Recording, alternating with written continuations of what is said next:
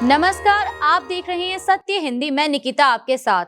एक नजर डालते हैं अब तक की सुर्खियों पर। ईरान पर हमला कर सकते हैं ट्रंप, रिपोर्ट। ईरान के खिलाफ नए सैन्य विकल्पों पर ट्रंप को ब्रीफ किया गया। न्यूयॉर्क टाइम्स के मुताबिक ईरान में तेज होते सरकार विरोधी प्रदर्शनों के बीच अमेरिकी राष्ट्रपति डोनाल्ड ट्रंप को ईरान के खिलाफ नए सैन्य विकल्पों पर ब्रीफ किया गया है। हालांकि ट्रंप ने अभी कोई अंतिम फैसला नहीं लिया, लेकिन अधिकारियों ने कहा कि अगर ईरानी सरकार और सख्ती करती है तो सीमित हमलों पर गंभीरता से विचार किया जा सकता है, जिनमें तेहरान के सुरक्षा ठिकाने भी शामिल हैं। 28 दिसंबर से शुरू हुए प्रदर्शनों में अब तक कम से कम 116 लोगों की मौत और 2300 से ज्यादा गिरफ्तारियां हुई हैं। इस बीच लंदन, पेरिस, बर्लिन और वाशिंगटन में भी समर्थन में प्रदर्शन हुए। ट्रंप ने कहा है कि अमेरिका आजादी चाहने वाले ईरानियों के साथ है और जरूरत पड़ी तो कार्रवाई करेगा, लेकिन जमीनी सेना नहीं भेजेगा। रजा पहलवी ने जारी किया नया वीडियो संदेश, बोले सड़कों को मत छोड़ो। ईरान के आखिरी शाह के बेटे रजा पहलवी ने देश में प्रदर्शन कर रहे लोगों के नाम एक्स पर एक और पोस्ट किया है। अपनी ताज़ा पोस्ट में रजा पहलवी ने लिखा कि लगातार तीसरी रात ईरान की सड़कों पर आपकी बड़े पैमाने पर बहादुरी भरी मौजूदगी ने खामेनेई के दमनकारी तंत्र और उनके शासन को बहुत कमजोर कर दिया है। रजा पहलवी ने लिखा कि उन्हें ये पता चला है कि कई सुरक्षा कर्मियों ने अपनी नौकरी छोड़ दी है या प्रदर्शनकारियों को रोकने का आदेश मानने से इनकार कर दिया है। उन्होंने लिखा कि मैं आप सभी से कहता हूं कि आप अपने दोस्तों और परिवार के साथ समूहों में शहरों की मुख्य सड़कों पर जाएं। रास्ते में एक दूसरे से या लोगों की भीड़ से अलग ना हो और ऐसी गलियों में ना जाएं जहां आपकी जान को खतरा हो। आप अकेले नहीं हैं, दुनिया भर में आपके लोग गर्व से आपकी आवाज उठा रहे हैं। आज दुनिया आपकी क्रांति के साथ खड़ी है और आपकी हिम्मत की तारीफ करती है। खासकर राष्ट्रपति ट्रंप ने घोषणा की है कि वह आपकी मदद करने के लिए तैयार हैं। ईरान ने प्रदर्शन में दंगाइयों की मदद करने वालों को दी चेतावनी, मौत की सजा तक दी जा सकती है। ईरान में 2 हफ्तों से जारी पड़े सरकार विरोधी प्रदर्शनों के बीच अटॉर्नी जनरल मोहम्मद मोवाहेदी आजाद ने चेतावनी दी है कि प्रदर्शन में शामिल या दंगाइयों की मदद करने वालों को मुहर्रिब यानी भगवान का दुश्मन माना जाएगा, जिसके तहत मौत की सजा तक हो सकती है। ईरानी कानून के अनुच्छेद 186 के अनुसार इस्लामिक गणराज्य के खिलाफ सशस्त्र विरोध में मदद करने वालों को भी मुहर्रिब माना जा सकता है, जबकि अनुच्छेद 190 में इसके लिए फांसी, अंग काटने या आंतरिक निर्वासन जैसी सख्त सजाएं हैं। अमेरिका स्थित मानवाधिकार एजेंसी के मुताबिक अब तक ईरान में कम से कम 65 लोग मारे गए हैं और 2300 से ज्यादा गिरफ्तार हुए हैं। तेहरान में इंटरनेट और फोन सेवाएं बंद हैं। इस बीच निर्वासित क्राउन प्रिंस रजा पहलवी ने लोगों से शनिवार और रविवार को सड़कों पर उतरने की अपील की। ये प्रदर्शन दिसंबर 2025 के अंत में रियाल की भारी गिरावट के बाद भड़के थे। ग्रोक अश्लील फोटो मामले में एक्स ने उठाया कदम, 3500 कंटेंट ब्लॉक और 600 अकाउंट डिलीट किए गए। ग्रोक अश्लील तस्वीर मामले में एक्स ने बड़ी कार्रवाई की है। रिपोर्ट है कि एक्स ने करीब 3500 आपत्तिजनक कंटेंट को ब्लॉक कर दिया है और 600 से ज्यादा अकाउंट को हमेशा के लिए डिलीट कर दिया है। ये अकाउंट ऐसे थे जो गैर कानूनी तरीके से अश्लील या बिना इजाजत के सामग्री बना या शेयर कर रहे थे।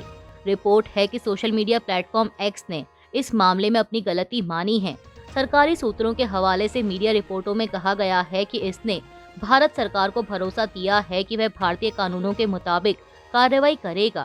प्लेटफॉर्म ने यह भी कहा है कि आगे से वह अपनी साइट पर अश्लील तस्वीरें बिल्कुल नहीं आने देगा। सुधार के कदम पहले से ही उठाए जाने शुरू हो चुके हैं। जनवरी 2026 की शुरुआत में एक्स का एआई चैटबॉट ग्रोक एक गलत वजह से वायरल हो गया, जब लोग महिलाओं की तस्वीरों को बिकिनी पहनाओ या कपड़े उतारो जैसी कमांड देकर अश्लील कंटेंट बना रहे थे।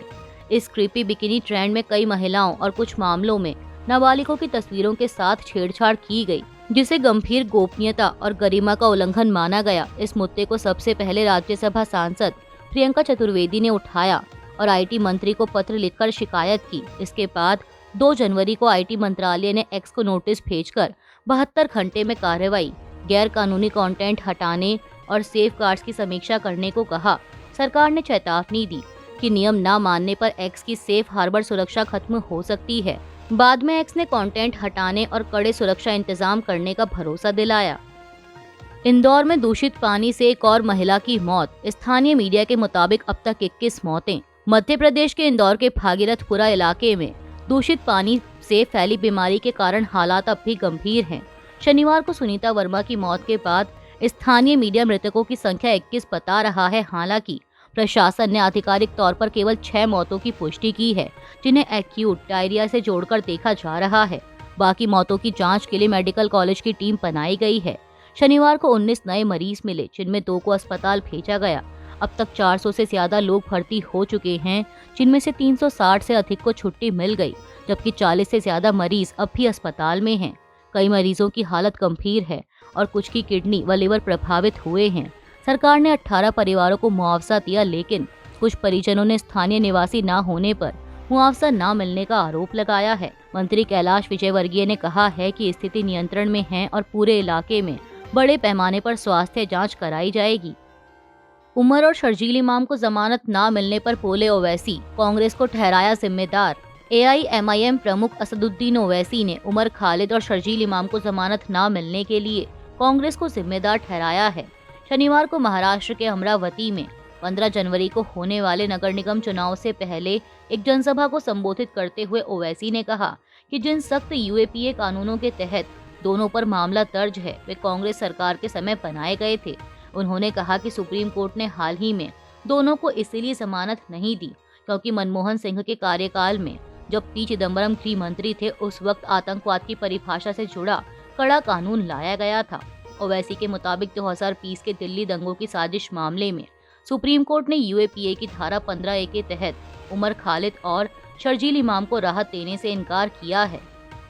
न्यूयॉर्क में हम हमास का समर्थन करते हैं नारा गूंजा, ज़ोहरान ममदानी ने की कड़ी निंदा। न्यूयॉर्क शहर के मेयर ज़ोहरान ममदानी ने क्वींस के यहूदी बहुल इलाके में हुए विरोध प्रदर्शन के दौरान हम हमास का समर्थन करते हैं जैसे नारों की कड़ी निंदा की है। सोशल मीडिया पर वायरल वीडियो में कुछ प्रदर्शनकारी फिलिस्तीनी झंडे लहराते और हमास के समर्थन में नारे लगाते दिखे। हालांकि इन वीडियो की स्वतंत्र पुष्टि नहीं हो सकी। हिंदुस्तान टाइम्स की एक रिपोर्ट के मुताबिक ममदानी ने कहा कि आतंकवादी संगठनों के समर्थन में नारे शहर में बर्दाश्त नहीं किए जाएंगे, लेकिन विरोध का संवैधानिक अधिकार सुरक्षित रहेगा। इस घटना पर न्यूयॉर्क की गवर्नर कैथी होचुल और कांग्रेस वुमन एलेक्सेंड्रिया ओकासियो-कॉर्टेस ने भी तीखी प्रतिक्रिया दी। गवर्नर ने हमास को आतंकवादी संगठन बताया, जबकि AOC ने ऐसे नारों को यहूदी विरोधी और घिनौना कहा। भारत में हवा की खराब गुणवत्ता पर कांग्रेस का बयान, सरकार की प्रतिक्रिया को बताया बेहद अप्रभावी। कांग्रेस ने रविवार को एक रिपोर्ट के हवाले से कहा कि भारत में हवा की खराब गुणवत्ता अब देशव्यापी और संरचनात्मक संकट बन चुकी है और इससे निपटने में सरकार की प्रतिक्रिया बेहद कमजोर और नाकाफी है। कांग्रेस नेता जयराम रमेश ने कहा कि राष्ट्रीय स्वच्छ वायु कार्यक्रम यानी NCAP असल में नाम मात्र का स्वच्छ वायु कार्यक्रम बनकर रह गया है। Centre for research on energy and clean air यानी CREA की रिपोर्ट के अनुसार 4041 में से 1787 शहरों में पिछले 5 सालों से PM 2.5 का स्तर लगातार तय मानकों से ऊपर है, लेकिन NCAP में सिर्फ 130 शहर शामिल हैं। इनमें से 28 शहरों में निगरानी स्टेशन भी नहीं है।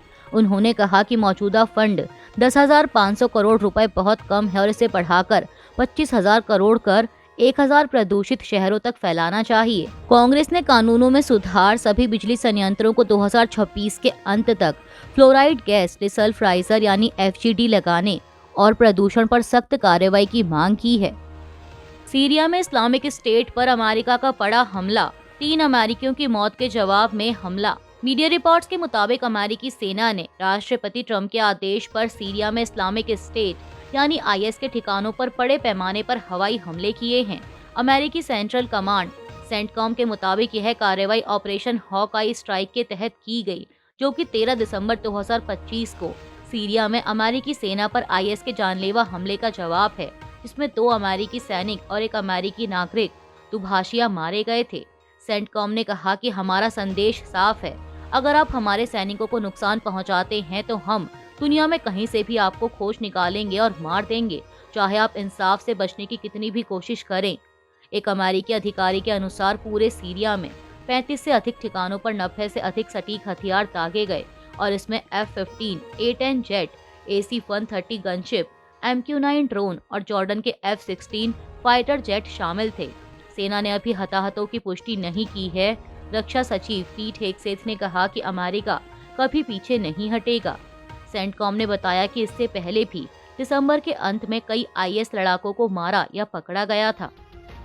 कांग्रेस से निकाले गए विधायक राहुल मामकूटाथिल हिरासत में। राहुल मामकूटाथिल पर लगा तीसरे यौन उत्पीड़न का आरोप। केरल में कांग्रेस से निकाले गए पलक्कड़ विधायक राहुल मामकूटाथिल को एक नए यौन उत्पीड़न मामले में शनिवार आधी रात के आसपास हिरासत में लिया गया।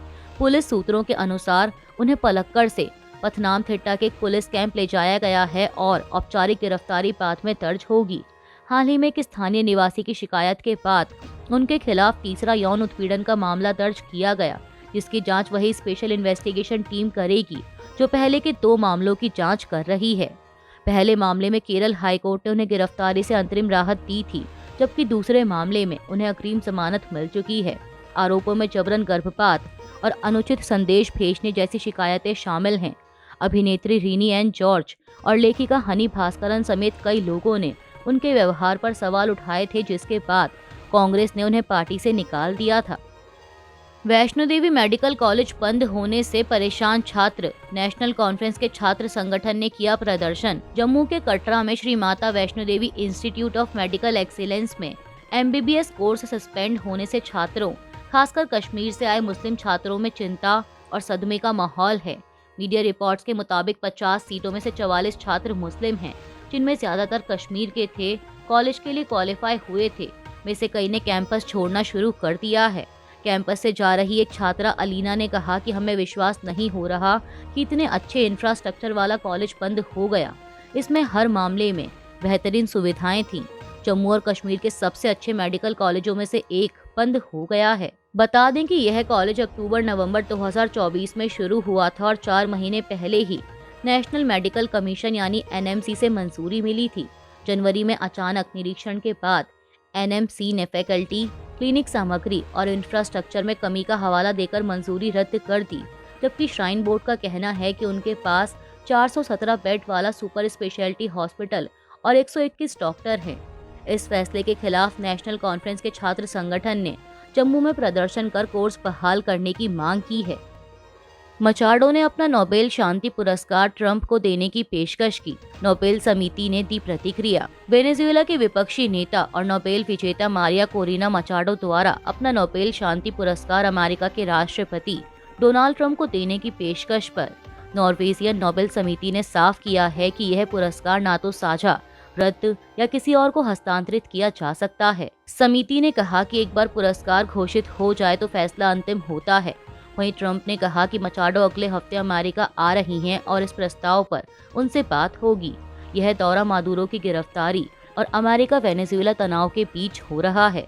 ट्रंप पहले भी खुद को नोबेल के योग्य बताते रहे हैं और अपने दूसरे कार्यकाल के 8 महीनों में 8 युद्ध रोकने का दावा कर चुके हैं। उन्होंने बराक ओबामा को कुछ नहीं करने के बावजूद पुरस्कार मिलने की बात कहते हुए पहले भी इसकी आलोचना की थी। CBI जांच की मंजूरी के बाद अंकिता भंडारी केस में नई FIR। पद्म भूषण डॉक्टर अनिल जोशी ने VIP भूमिका की जांच की मांग की। उत्तराखंड में अंकिता भंडारी हत्याकांड की CBI जांच की सिफारिश के कुछ घंटे बाद पद्म भूषण से सम्मानित पर्यावरणविद डॉक्टर अनिल जोशी ने कथित VIP की भूमिका की जांच की मांग करते हुए देहरादून में FIR दर्ज कराई है। इससे पहले मुख्यमंत्री कार्यालय ने बताया था कि अंकिता के माता पिता की मांग पर CBI जांच की मंजूरी दी गई है। वहीं डॉक्टर अनिल जोशी ने कहा कि सोशल मीडिया पर सामने आए ऑडियो वीडियो के बाद सबूत छिपाने और कुछ VIP लोगों की संलिप्तता के आरोप लग रहे हैं, इसीलिए स्वतंत्र जांच जरूरी है। पुलिस के मुताबिक FIR आगे की प्रक्रिया के लिए भेज दी गई। वहीं कांग्रेस और वाम दलों ने नई FIR पर सवाल उठाते हुए सरकार की मंशा पर संदेह जताया है। CPI ML के राज्य सचिव इंद्रेश मैखूरी ने कहा कि अंकिता भंडारी के परिवार से FIR दर्ज करवाने की बजाय अनिल प्रकाश जोशी से FIR दर्ज करवाना उत्तराखंड सरकार की मंशा पर गंभीर सवाल खड़े करता है, क्योंकि अनिल जोशी का इस मामले में कभी कोई रोल नहीं रहा और वह आम तौर पर सरकार समर्थक रुख के लिए जाने जाते हैं। इससे शक होता है कि उत्तराखंड सरकार एक बार फिर इस मामले में गुमराह करने की कोशिश कर रही है। अभी के लिए इतना ही। बाकी की देश दुनिया की बड़ी खबरों के लिए जुड़े रहिए सत्य हिंदी के साथ। Copyright disclaimer under Section 107 of the Copyright Act 1976. Allowance is made for fair use for purposes such as criticism, comment, news reporting, scholarship, and research. Fair use is a use permitted by copyright statute that might otherwise be infringing.